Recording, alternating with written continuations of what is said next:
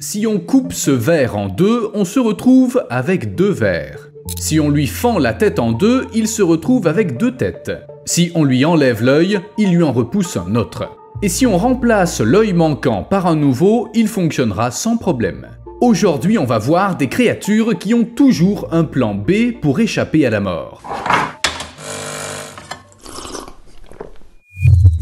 En général, la décapitation est un processus définitif. Quand on coupe la tête d'un animal, il meurt. Mais pour certaines espèces de vers, perdre la tête n'est pas un problème. Ils en font tout simplement pousser une nouvelle. Une étude récente a montré que ce super pouvoir est assez récent. Les vers ont appris à se faire pousser de nouvelles têtes et un nouveau cerveau il y a seulement 10 à 15 millions d'années, ce qui, à l'échelle de l'univers, est très récent.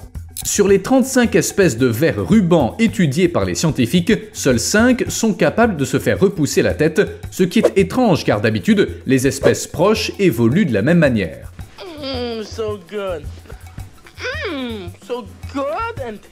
Pendant ce temps, des cousins pas si lointains des vers rubans, appelés vers plats, se sont rendus dans la Station spatiale internationale. Ce qu'ils ont fait là-haut était vraiment étonnant. À l'un de ces vers de l'espace, on a coupé un morceau du corps. Il lui a alors poussé une tête, alors qu'il en avait déjà une. Le ver s'est retrouvé avec une tête à chaque extrémité du corps, ce qui est une forme de régénération extrêmement rare que les scientifiques n'avaient jamais observée. On ignore ce qui a déclenché ce phénomène étrange, mais il existe quelques théories. Certains pensent que ça pourrait être lié à des changements dans le champ magnétique terrestre, à la gravité ou à l'impact du décollage et de l'atterrissage que le ver a subi pour rejoindre l'ISS, les effets attendus d'un voyage dans l'espace. Les scientifiques avaient justement envoyé ces vers dans l'espace pour voir comment l'environnement les affecterait, mais personne s'attendait à ça. Notez que lorsque les vers de l'espace sont revenus sur Terre, ils présentaient d'autres différences par rapport aux vers de Terre, mais moins spectaculaires que le fait d'avoir deux têtes. Mais si vous trouviez déjà incroyable l'idée qu'une créature puisse se faire pousser une deuxième tête, accrochez-vous car le meilleur reste à venir. Des scientifiques ont découvert qu'un ver plat peut se faire pousser une tête et un cerveau identiques à ceux d'une autre espèce de ver. Est-ce que tu sais seulement à quel point ça picote? Vous avez bien entendu, il peut se faire pousser la tête de quelqu'un d'autre. Enfin, pas de sa propre volonté, avec l'aide de chercheurs qui ont conçu cette expérience singulière. En modifiant certaines connexions qui permettent aux cellules de communiquer à l'aide de signaux électriques, les scientifiques ont réussi à remodeler la tête et le cerveau du ver pour qu'ils ressemblent à ceux d'une autre espèce. On peut voir 4 espèces de vers sur cette photo. L'expérience a été réalisée sur l'espèce la plus à gauche. Et voici les mêmes vers après avoir adopté l'apparence d'autres espèces. Bien que les scientifiques soient intervenus dans le processus, les changements ont eu lieu sans aucune manipulation du génome. Et il est important de préciser que les vers n'ont pas seulement changé de forme de tête, mais aussi de cerveau. L'aspect le plus intriguant est que ces changements ne sont pas permanents. En l'espace de 30 jours, sans aucune intervention humaine, les vers ont retrouvé leur tête d'origine. Je me demande s'ils ont remarqué la différence. Vous vous demandez peut-être comment les vers peuvent rester en vie sans leur tête. Avant de penser à se faire pousser une nouvelle tête, il faut déjà être vivant, non ?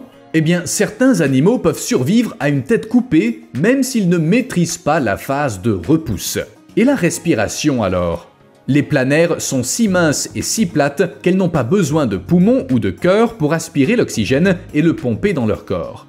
Elles laissent entrer l'oxygène et sortir le dioxyde de carbone à travers les parois de leur corps par diffusion, sans organes dédiés.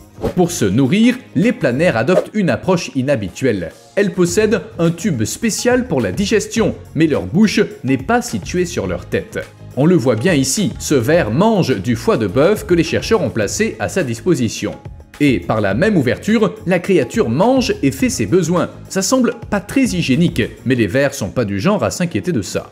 Pour manger, il faut d'abord trouver de la nourriture. Les planaires ne se fient pas qu'à leurs yeux, elles peuvent également capter des signaux chimiques. En d'autres termes, elles n'ont pas vraiment besoin de tête. Elles vivent souvent dans des endroits sombres et humides, loin de la lumière du soleil. Et si elles se retrouvent dans la lumière, tout ce qu'elles ont à faire pour rester en sécurité est de retourner dans l'ombre. Pas besoin de tête pour ça. Les planaires ont la remarquable capacité de détecter la lumière même en l'absence de cerveau. Les scientifiques ont découvert ce phénomène intriguant grâce à une série d'expériences. Dans un premier temps, on enlevait la tête des vers et on les plaçait dans un environnement sombre où ils restaient immobiles. Cependant, lorsqu'on allumait la lumière, ils s'enfuyaient rapidement. Rapidement pour des vers, bien sûr. Ça a permis d'éclairer les chercheurs sur leur sensibilité à la lumière UV. Notez que ces créatures ne perçoivent pas les couleurs comme nous et qu'elles sont incapables de voir les objets éloignés. Cette incroyable capacité à détecter la lumière n'existe que chez les vers adultes. Les jeunes ne peuvent pas capter la lumière UV après avoir perdu la tête, ce qui laisse supposer que les cellules de détection mettent du temps à se développer. C'est peut-être un signe de maturité. Les chercheurs ont aussi découvert que lorsque les planaires dormaient, elles se réveillaient en présence de lumière UV, alors qu'elles ne réagissaient pas à d'autres choses qu'elles pouvaient percevoir. Vous ne voyez pas l'intérêt ? Réfléchissez-y, pourquoi ces petits vers auraient une telle capacité? Réponse: la sensibilité à la lumière de l'ensemble de leur corps pourrait contribuer à les protéger des rayons UV nocifs, même pendant leur sommeil. Un tel mécanisme pourrait être avantageux pour ces organismes aquatiques fuyant la lumière, qui sont sans doute nocturnes et se reposent pendant la journée, écrivent les scientifiques. Si vous n'avez pas compris, je vais l'expliquer en termes simples. Pendant que le ver dort, son corps se déplace de lui-même pour se mettre à l'abri. C'est pourquoi le ver a besoin de sentir les choses avec tout son corps. Puisqu'on a parlé de la régénération incroyable dont sont capables les vers, laissez-moi mentionner la capacité des planaires à se régénérer à partir d'un minuscule morceau. Un petit bout de planaire dépourvu de queue et de tête peut retrouver sa taille d'origine en seulement 3 semaines, et c'est un processus incroyable à voir. Imaginez, on prend un ver, on le coupe en 4 et chaque morceau devient un animal à part entière. Au cours de la première semaine, 2 petites taches apparaissent sur notre morceau de planaire, des yeux venus de nulle part. Mais notre ersatz de planaire ressemble toujours à un blob. Et il y a plus étrange encore qu'un blob avec des yeux. Au 12e jour, le blob s'est déjà doté d'une tête et d'une queue, toutes deux translucides. Une semaine plus tard, elles deviennent brunes. À ce stade, la planaire peut déjà manger grâce à une sorte de pharynx qui agit comme un aspirateur, s'étendant hors du corps pour attirer de la nourriture. Ce même tube permet l'entrée des aliments ainsi que l'évacuation des déchets. Pourquoi se faire pousser des organes supplémentaires alors qu'un seul fait l'affaire? En matière de régénération, les planaires et nous ne jouons pas dans la même cour. Lorsqu'un humain est gravement blessé, il ne peut qu'espérer y survivre. S'il a perdu un membre, il ne repoussera pas comme par magie. En outre, un bras ou une jambe humaine ne donne pas naissance à un nouvel individu en l'espace de 2 semaines, ni même 10 ans. La cicatrisation humaine consiste surtout à refermer les plaies et à éliminer les corps étrangers. C'est un processus assez rapide qui ne requiert pas le remplacement des tissus. En revanche, les planaires sont des expertes en matière de remplacement des tissus, ce dont nous sommes incapables. Les planaires doivent leur remarquable pouvoir de régénération à des cellules souches pluripotentes, qui constituent environ 1/5 de leur corps et ont la capacité de se développer en n'importe quel organe, mais uniquement au sein de leur organisme d'origine. Notez que l'homme possède également de telles cellules, mais elles ne sont actives qu'au stade embryonnaire. Elles nous aident à développer nos organes avant la naissance. Après, cette capacité s'estompe sans disparaître tout à fait. Par exemple, notre foie et notre moelle osseuse peuvent se régénérer, tout comme les couches externes de notre peau et les couches internes de nos intestins. Mais nos capacités de régénération sont loin d'être aussi impressionnantes que celles des planaires. Cela dit, tous les vers ne sont pas aussi doués pour la régénération. Si on coupe un lombric en 2, on n'obtient pas 2 organismes fonctionnels. La tête du ver peut survivre et régénérer une queue, mais une nouvelle tête ne poussera pas à partir de la queue d'origine, ni aucun autre organe vital. La queue du ver mourra tout simplement. Les vers plats, dont on a beaucoup parlé aujourd'hui, sont d'une toute autre nature. Ils peuvent repousser à partir d'un tout petit morceau, quel que soit l'endroit coupé. Ce morceau se développe ensuite pour former un ver complet. Grâce à la régénération, certaines espèces de vers plats peuvent se reproduire sans accouplement. C'est très simple, ces vers plats asexués se divisent en 2, produisant ainsi un nouveau ver. Ce qui est intriguant, c'est qu'au sein de la même espèce, on trouve des vers qui se reproduisent de façon traditionnelle, accouplement et ponte 2, alors que d'autres se contentent de se diviser en 2.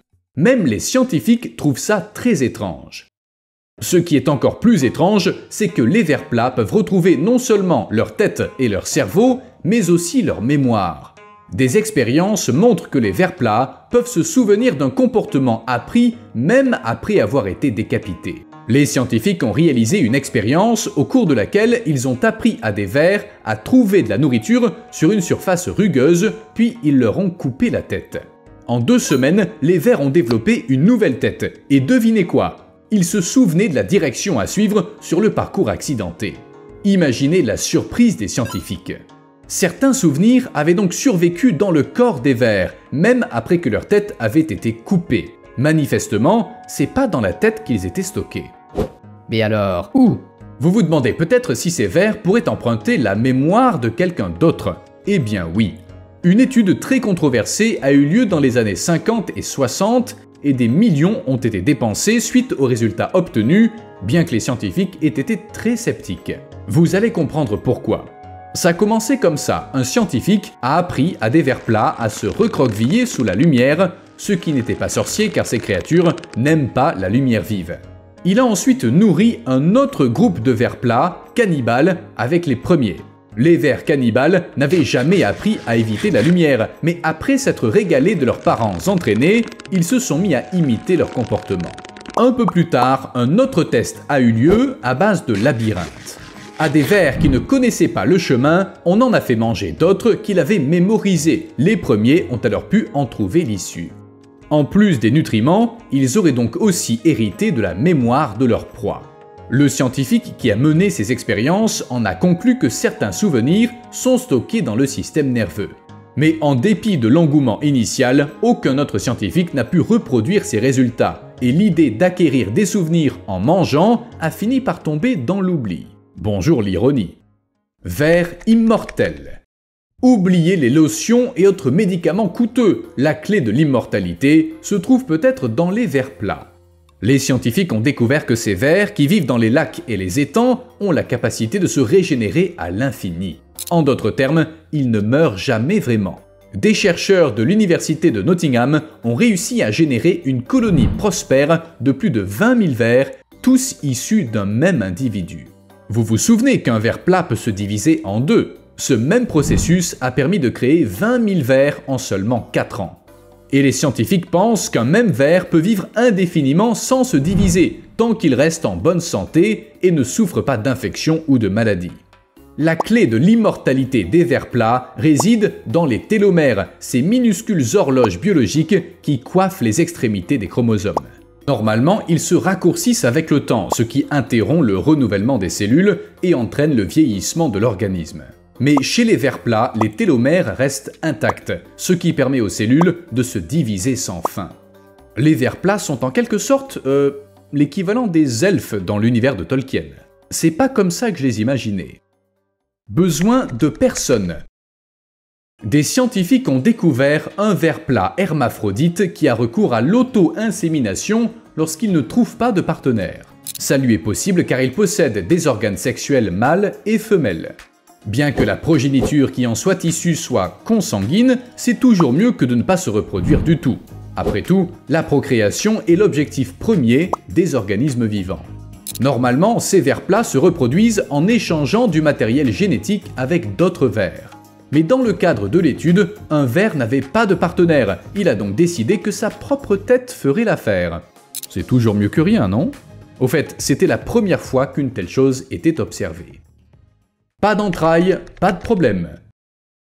La plupart des êtres vivants disposent d'un ensemble d'organes relativement similaires. Mais récemment, des chercheurs sont tombés sur un ver plat surprenant. Ce ver n'a pas de bouche, pas d'anus, ni d'entrailles à proprement parler. Étonnamment, ça ne lui pose aucun problème. Les scientifiques ont découvert qu'il parvient à survivre grâce à une relation symbiotique avec des bactéries qui résident à l'intérieur de lui. Ce partenariat fonctionne si bien qu'il dure depuis plus de 500 millions d'années. Les vers nous sauveront. Il faut avouer que c'est plutôt rassurant. On sait aujourd'hui que des vers plats, comme les planaires, peuvent faire repousser des parties de leur corps. Et même plus, ils peuvent donner naissance à des individus entiers à partir de rien. Et bien sûr, les scientifiques s'en servent pour étudier la régénération de nos propres tissus. Récemment, ils ont identifié un type de cellule souche qui permet au ver plat de se faire repousser la tête, le cerveau et d'autres tissus. La compréhension de ce phénomène pourrait nous aider à contrôler la régénération cellulaire chez l'homme, ce qui aiderait à résoudre toutes sortes de problèmes médicaux, tels que malformations congénitales, blessures et même cancer. Il faudra du temps avant qu'on ne découvre des applications humaines, mais soyons patients. Les chercheurs étudient ces cellules souches, appelées néoblastes, depuis la fin des années 1800, et ce n'est que récemment qu'ils ont fait d'importantes découvertes. Qui sait, on est peut-être à 2 doigts de parvenir à guérir toutes sortes de maladies. Ces recherches pourraient nous ouvrir la voie de l'immortalité, ou à tout le moins, aider les gens à profiter de l'énergie de leur jeunesse plus longtemps en retardant le vieillissement. Personne ne s'en plaindra.